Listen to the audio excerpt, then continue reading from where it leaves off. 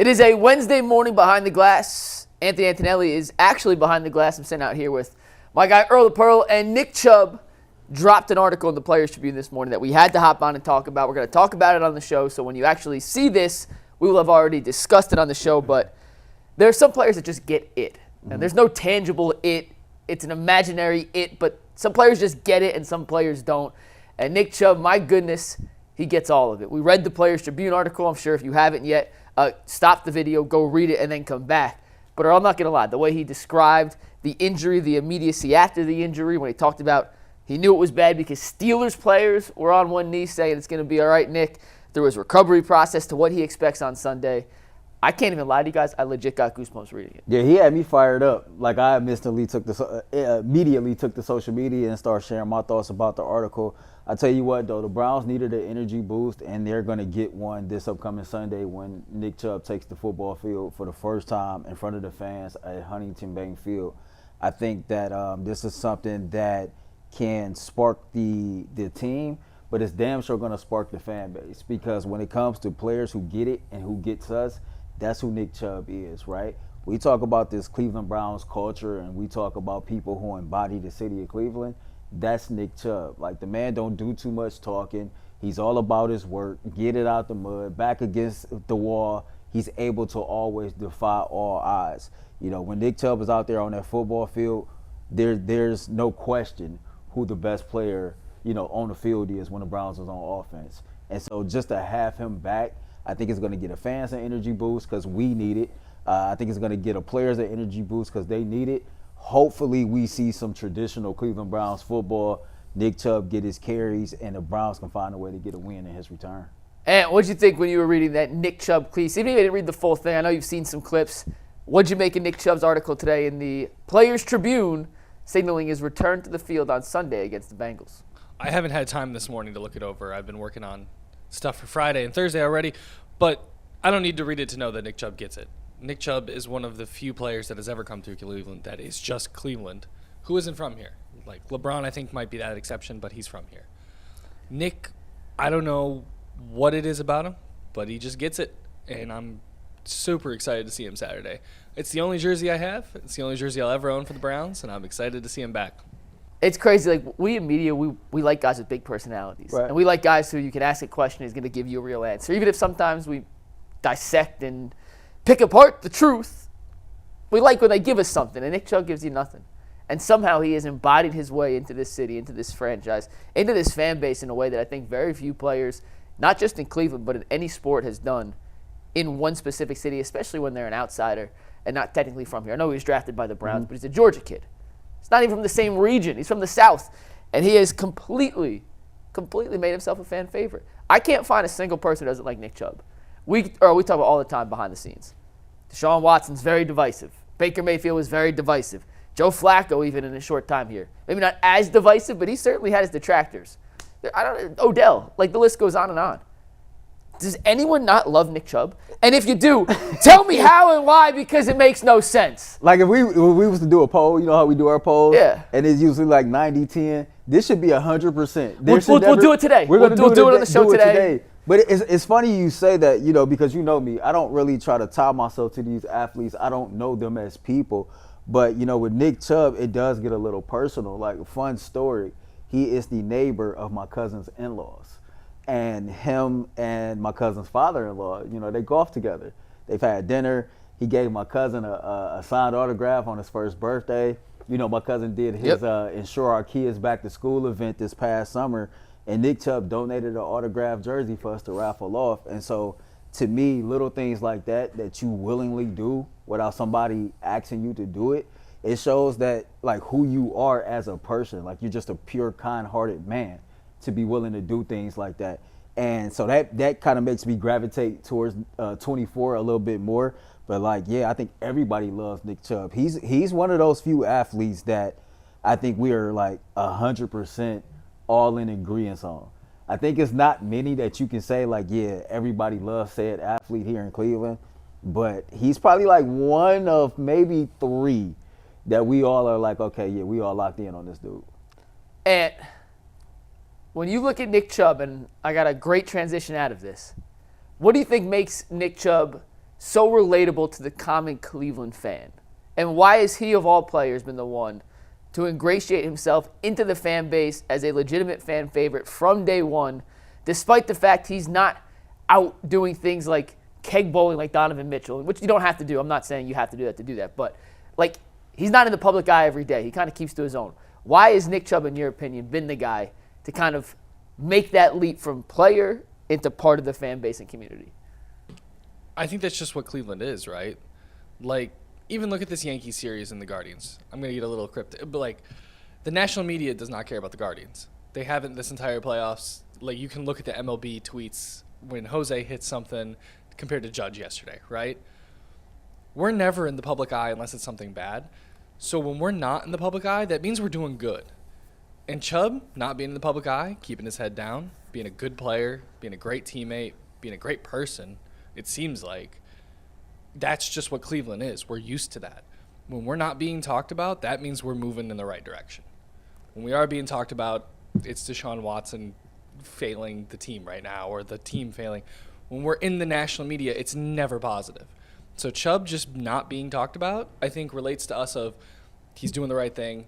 We'll keep our heads down. We'll keep grinding. And that's how we are as a city, right? Like, growing up here, just nobody talks about Cleveland. It's just Cleveland, and we do our thing, and we do it right. So let's go from one player who has completely done everything right to a player who's completely done everything wrong, this season at least. And that's Amari Cooper, who has now been traded to the Buffalo Bills. Not necessarily a huge shocker, considering he leads the NFL in drops. He looks disinterested on the sidelines.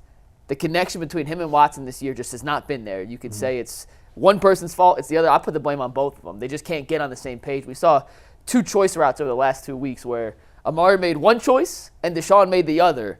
And who knows who's right and who's wrong, but they just weren't on the same page. The Browns get a third-round pick swap back from, well, it's a third-round pick, and then they got another swap later in the draft. So essentially they got Amari for a third-round pick. They traded a fifth-round pick to Dallas 2 years ago to get him. Amari had a great first 2 years in Cleveland. This year, through 6 games, he was not good. Like, there's no other way to sugarcoat it. He just simply wasn't what you'd expect from Amari. Whether it was the contract stuff this offseason, whether it was trade rumors, Earl, it's impossible to pinpoint one exact reason why Amari fell off. But the Browns, at least starting to show signs that they may not fully believe in the team. Were you surprised by the move yesterday, or was it something you maybe not anticipated, but thought could be possible? I thought it could be possible. I wasn't surprised at all. I think Buffalo was a team that made sense. That would, you know how we talk about teams that might pick up the phone and make that call. The Bills was a team that I kind of looked at as a team that might, make that phone call. Listen, anytime that you trade for a player, you get production out of player, and then you trade him away, and you get more for that player than what you traded for, or whatever the case may be. I just think the return on investment was there. We got 2 solid years out of Amari Cooper. We get a third-round pick. This year was not great at all by any stretch of the imagination. I jumped in one of those spaces yesterday, and I had an opportunity to talk to some fans, and one fan had a very strong sentiment that, like, he appreciated what Amari did during his tenure, but he kind of lost a little respect for Amari because of how he exited this situation. That's fair. And you think about, like, the attitude, the body language, the holdout, the cryptic shot at the media just for you to make a bonehead decision and not be available for the media after the game. Just the cryptic IG post that he had at a couple of different occasions. And so I think it was obvious that he really didn't want to be here and he wouldn't mind being somewhere else. And from a Browns perspective, if you were not going to re-sign Amari Cooper at the end of the year, at least you don't let him walk in free agency without getting something in return. And anytime you can get something for a guy that you don't plan on keeping around, then you win that trade. If you are considering yourself a Super Bowl contender, you don't trade guys just to trade guys so you don't lose them for nothing. If you don't think you're a Super Bowl contender and you're on the fringe of being officially eliminated from the playoffs, trading a guy who was certainly not coming back next season for a pretty valuable draft asset. A third round's not a first-round pick, not a second-round pick, but third-round picks have a pretty decent chance of being contributors on your roster. I think it makes all the sense in the world. I did see people say, all right, this is officially waving the white flag. This means the Browns are in full-on tank mode. The fire sales on. I actually disagree with that premise. I think it could be the first of many trades, but I don't think in an isolated incident, just trading Amari Cooper to Buffalo for a third-round pick says the Browns are completely throwing in the white flag. on this season. As long as Deshaun's still starting until they move to DTR, I think that's the big move that signals that they'd officially be in tank mode. But the reality is, if the Bills called Andrew Berry and said, we'll essentially give you a third-round pick for Amari Cooper, a guy who's not coming back, and you're sitting at 1-5, you know your playoff chances are less than 2%, you got to make that move 100 out of 100 times. Yeah, I don't think that's a fire sale trade. Now, if they trade Miles, if they trade a guy like Denzel Ward, someone who's under contract for much longer and is going to be part of this foundation for the next few years, or you would expect to be, then I think that signals the full fire sale. We're tank mode. Let's get our number one pick on however we can. But I don't think this move in an isolated incident necessarily dictates the fact that the Browns are just done with 2024 and ready for 2025. I don't think the Browns are in full-on tank mode. I think the Browns are starting to retool. I think when you look at the Cleveland Browns, they're assessing where they are in the season, knowing that 9 times out of 10, they probably won't make the playoffs. And so when you look at guys that kind of fit the mold of Amari Cooper, dudes who was here that was playing on the last year of their contract, you know, right now you're evaluating those players before you get to the trade deadline. So guys like Zadarius Smith and Greg Newsome, like if those guys was to pop up in trades in the next week or two, it wouldn't surprise me. But a dude like Myles Garrett, if Myles Garrett and Denzel popped up in the trade, that signals something totally different. But when you got some cats in here that's on the last year of their contract and you going through this process and you pretty much made your mind up, okay, yeah, they're not a part of the plans in 2025.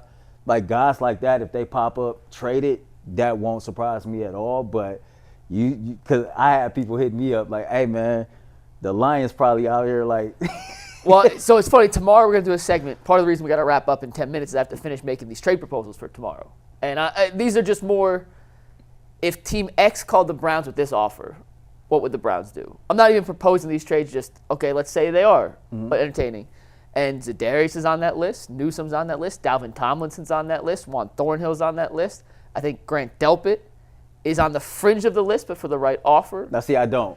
Right offer, I think he might Jock, listen. I think Jock and Delpit are safe. I think those are your untouchables because those are dudes to where, you know, kind of like your Swiss Army knives, like dudes that can do multiple things on the football field. Yeah, Jock, they're not trading. Yeah, Jock and Delpit. I think with the right offer, they'd listen. I'm not even putting Jock on the list. Okay.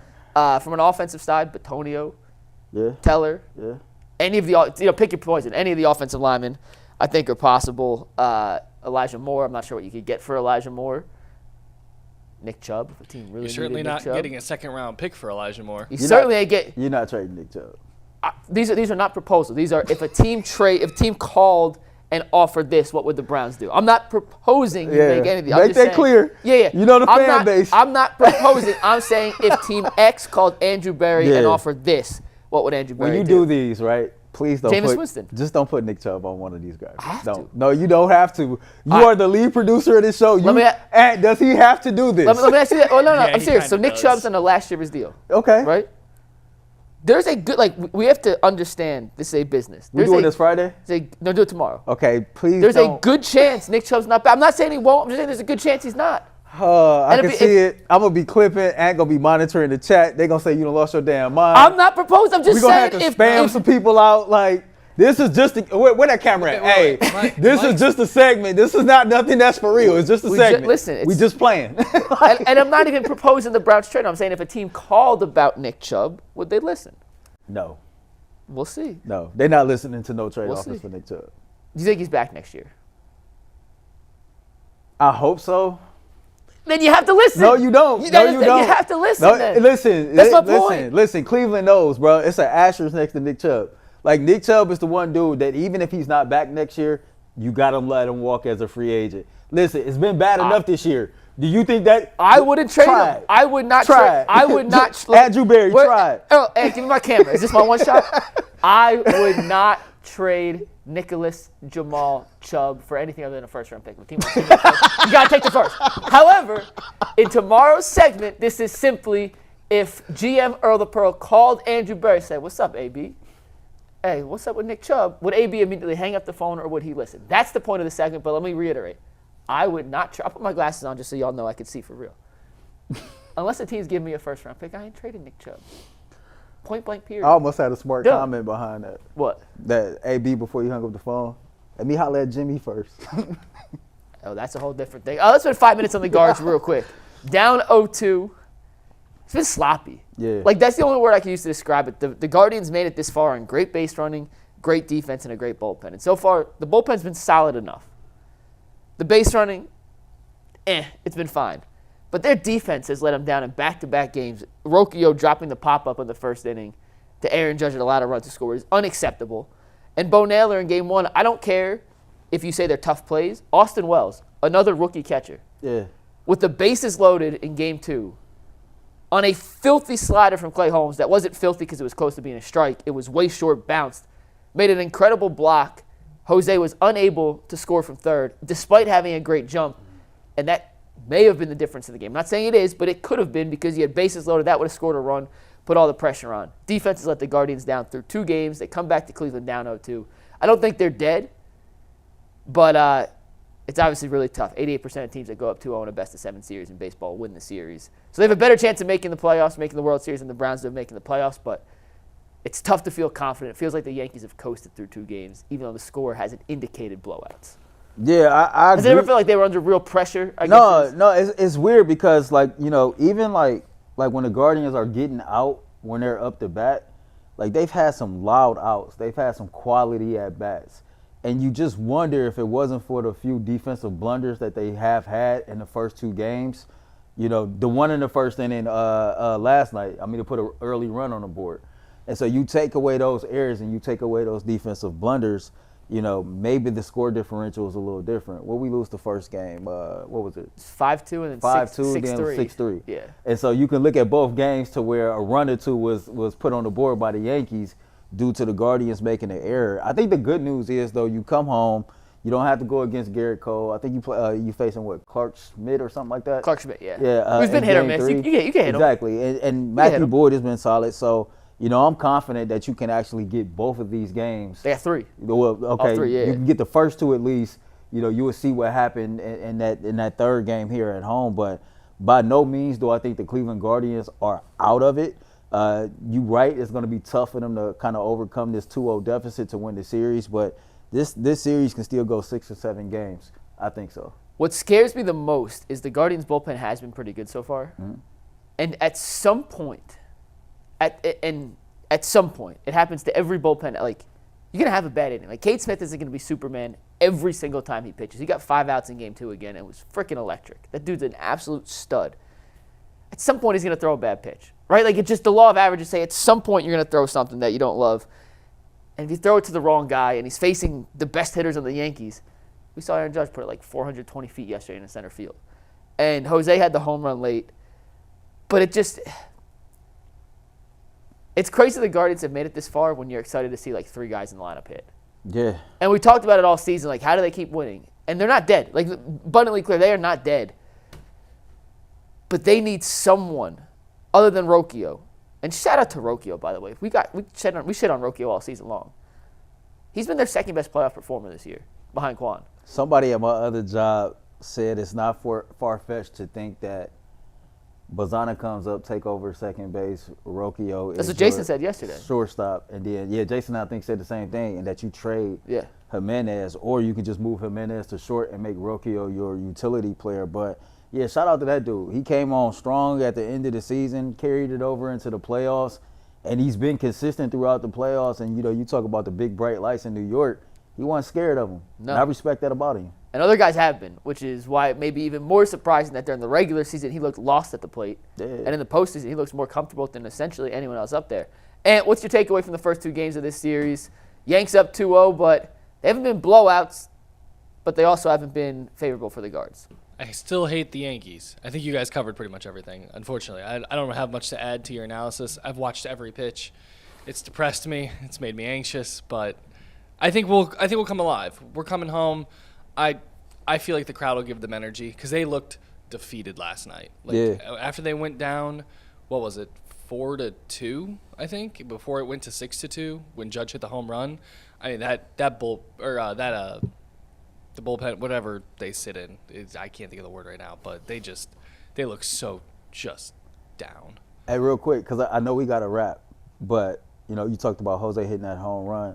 I was listening to the broadcast, and they was talking about his OPS in Yankee Stadium, his batting average there, and then I started looking at his batting average overall against the Yankees. He's pretty good.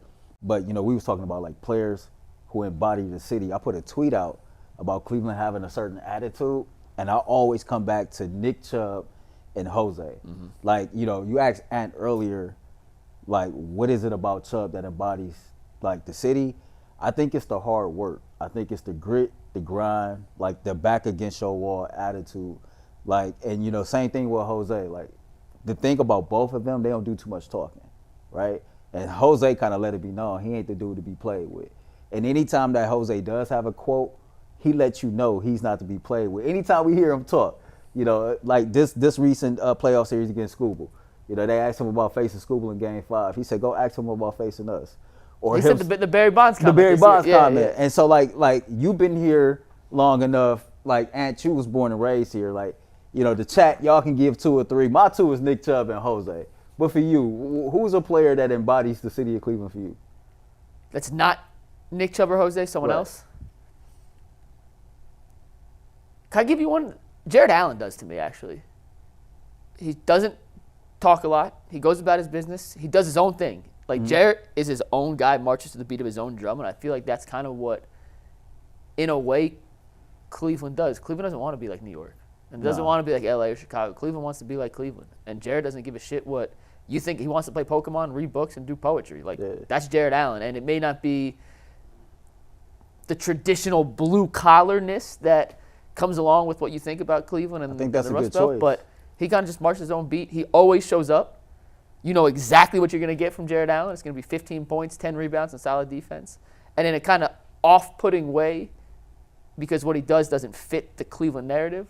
I think if you look at it from like the big perspective, I almost in my water bottle, what he does actually emulates what Cleveland wants you to do. You remember when he got his bag? He was like, what was I supposed to do, go buy a diamond chain? Yeah, he just wanted to go chill and upgrade his Pokemon set. And who you got? I think mine might be Miles. Because Miles is kind of that same vein of Jared Allen where, like, obviously he's a way better player than Jared Allen. But you know what you're going to get. He shows up consistently for pretty much the entire season. Even when he's hurt. He might not have the same production numbers, but he's there. He's drawing the double teams. He's drawing the triple teams. And when he's done with football, he just goes and plays Dungeons & Dragons and does podcasts with Johnny Stanton and does his own thing. There it is. If you have another one, let us know in the comments. But that's going to wrap it up for Behind the Glass on a Wednesday morning that you're going to see on a Wednesday night. See you tomorrow. Peace.